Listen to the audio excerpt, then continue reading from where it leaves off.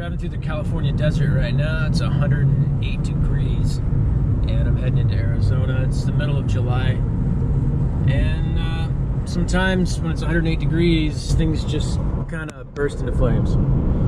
So that's what California's like sometimes. I guess this is probably Indio. I haven't really checked my map, but that sounds about right. I've got about 2 more hours of driving before I'm in Yuma, Arizona.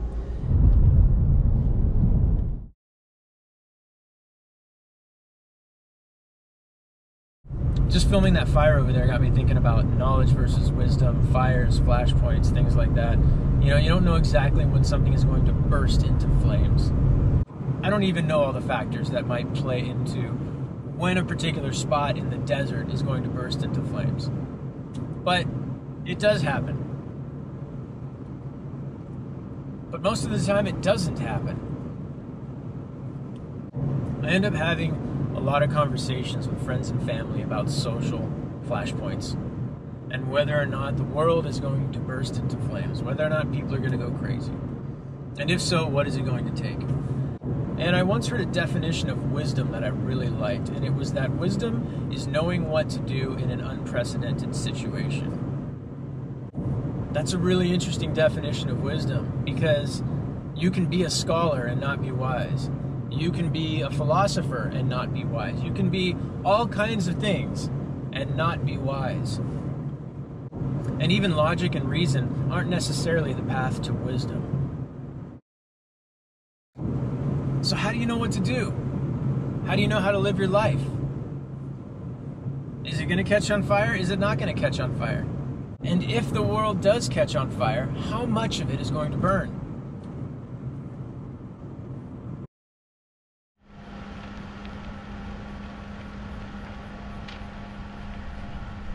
If there's a hot enough situation for a flashpoint to trigger and something catches on fire, that means everything around it is pretty close to the same temperature. And now that there's a spark, now that there's a flame, that stuff is going to go up fast.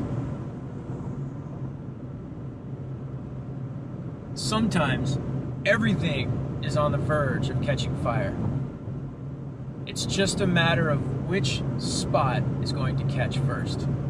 What's the weak link in the chain? This is where wisdom comes in. Something with more foresight than science. Something more present than ancient texts.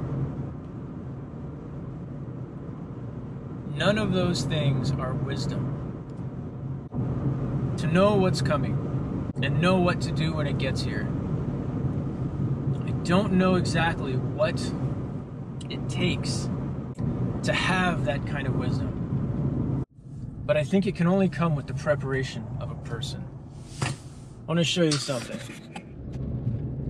This is a neighborhood here on the Salton Sea. This used to be a thriving tourist area. And this is all built around the Salton Sea, which was at one time a 400 square mile inland sea. And it was created by accident in 1905 by an irrigation leak, actually, that wasn't stopped until this lake was created.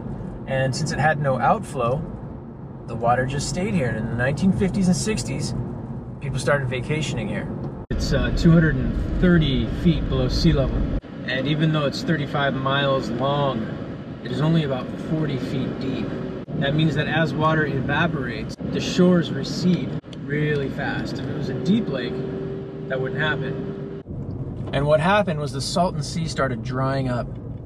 And as it dried up, the fish died, the salt content increased, and now, as you can see, well, you'll see soon enough, what's left of it.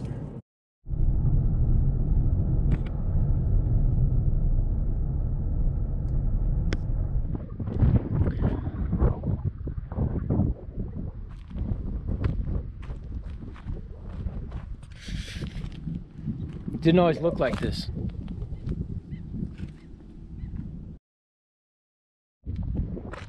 It wasn't that long ago that this was all underwater.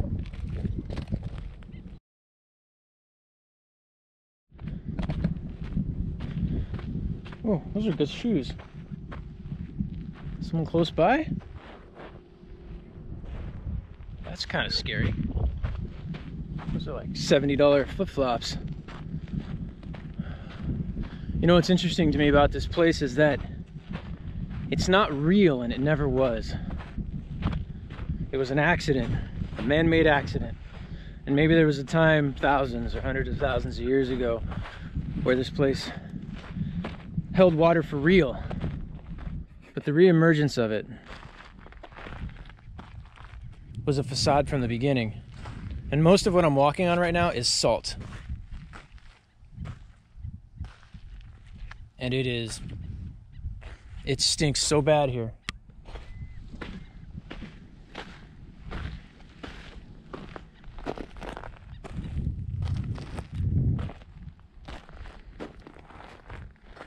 I can't get any closer. As you can see, it just sinks right in. But the water's all leaving. It's not coming back.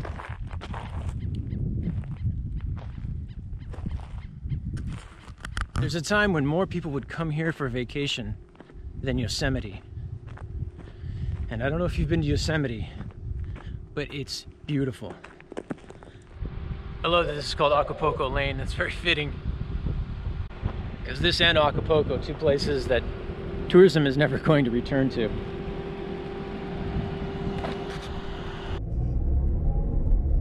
So how do we know if things are going to change? And if they are going to change, how do we know when? And by how much? Sometimes it's hard to know what's real and what isn't. What's naturally occurring and what is synthetic. And sometimes it's even hard to know what questions to ask to find that out. Imagine it's 1960 and you're 30 years old. You got a little extra money. After all, at the time, single family income was enough to support a family and maybe even get a little place, a little resort place on a sea like this, next to an oasis in the middle of a really hot desert, someplace with warm water to swim in, something we don't have in California much, not any time of the year. And you're 30 years old and somebody wants to sell their property here at the Salton Sea, and here's 1960, and you've got a lot of questions. Well, you know, is the value going up? Well, how much will my loan be?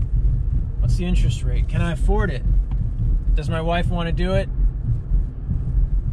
How about the kids? Are they interested? Do I have any friends who are going to come with me? How far away are we? How many times a year are we going to use this place? But you probably wouldn't think to ask a question like, how did this sea get here? Is it naturally occurring, or was there some kind of agricultural accident 50 years ago, 60 years ago, that triggered the filling of this space, flooding it 400 square miles, and that eventually it's going to dry up and smell horrible and there will be dead fish all over the shores? Is that going to happen? Who would even think to ask a question like that? Who would think to ask some of the fundamental, foundational questions? What's it made of? How long has it been here? And honestly, who cares? Right? Everybody's buying, everybody's coming, prices are going up, it's the talk of the town, everybody's buying a place by the Salton Sea. Nice warm water, the kids love it. Get a place.